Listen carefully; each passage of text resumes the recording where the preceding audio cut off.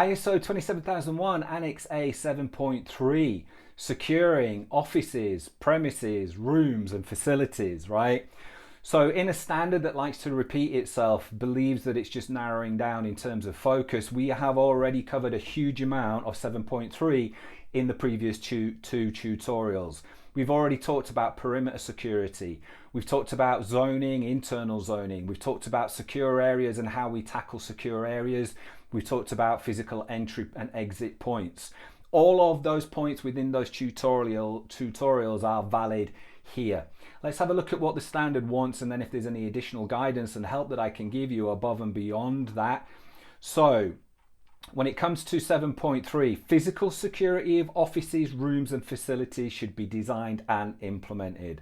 So there isn't a lot to go on there, right? Physical security for offices, rooms and facilities, well, we've touched on it. We've got our physical security perimeter in place. We've gone through, as part of our physical security policy, defining what it is that we want to do, and in our processes we've defined how we can do that. We've done our risk assessment. We've understand what data processing we've got in each physical area, and we've implemented the controls that are proportionate to that. So we're going to check that. We're just going to make sure that that is in place. We're going to make sure that we have done that when asked the question, rooms, facilities, offices, secure areas, have you considered it? And the answer to that is going to be yes, and you're going to be able to evidence that. Some general considerations that the standard gives, it's a little bit above and beyond, some things for you to think about. Consider putting confidential and sensitive information processing where it cannot be accessed by the public. Okay, so usually it's in the cloud, right? I mean, if you're a fully remote business, refer back to what I said previously. There is a tutorial on how to handle that, and this control won't apply to you. But consider putting that confidential, sensitive information processing where it can't be accessed by the public in a secure area, in an on-site data center that is controlled in the cloud. So these are the ways that you're going to secure that. Being aware of external building signage so as not to highlight information processing. Again, a general consideration, 99% of the people it won't apply to, but if you've got in there, you know, on the outside of your building, top secret, confidential, data processing center, right, you know, underneath it, your data is our priority, then you're going to be highlighting the fact of what it is that you're doing that could potentially make you a target. So it's just being sensitive around that, working with your legal teams and your marketing teams to make sure you're aware of it. Again, cloud environment, not appropriate. Stopping people outside the physical boundary from seeing in or listening in. This may be one that you have or you haven't considered, right? It is the case often that offices, you know, in large conurbations are close to each other with windows that overlook each other. It may be the case that it's clear glass and people can see in.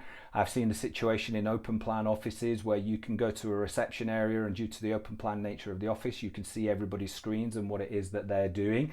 So have some consideration around how we can stop people from listening in, how we can stop people from seeing in.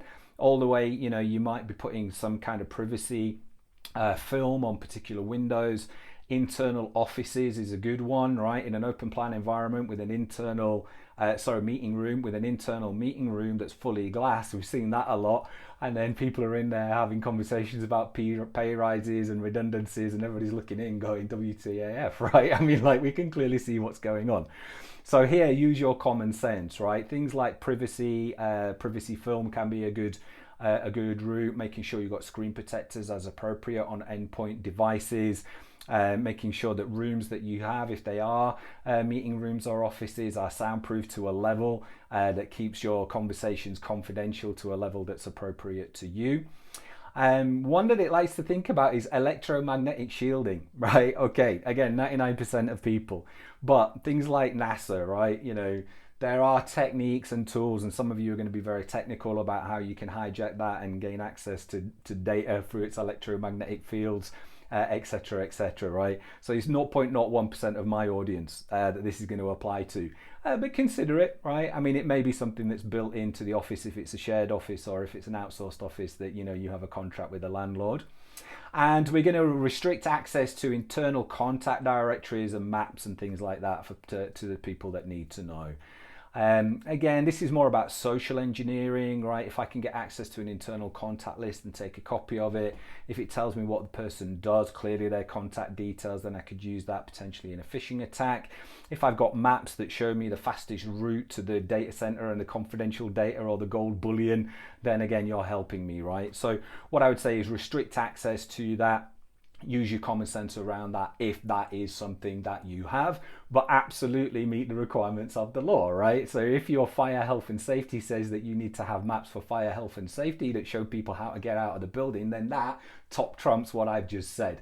This is a risk-based management system, risk appropriate to you, managing the risk appropriate to you. There are a couple of things that the auditor might ask you about. So you could say, look, we considered them, but at the end of the day, you know, we're a micro business, a small business, X, Y, and Z. These are the reasons why not. For belts and braces, you may have a couple of those controls on your risk register and just say, look, we accept it, right? But it's going to be baked into your policy, your physical security policy, the physical security processes, and this is absolutely just narrowing down and honing in on have a physical perimeter for each of the areas that you can distinguish within your organization, have a physical entry and a physical exit to it that is proportionate to the risk that is implied, and that meets the requirements of the law. And at that point, you are going to be absolutely golden. My name is Stuart Barker. I am the ISO 27001 Ninja. We continue our journey through these physical security controls. So until the next one, peace out.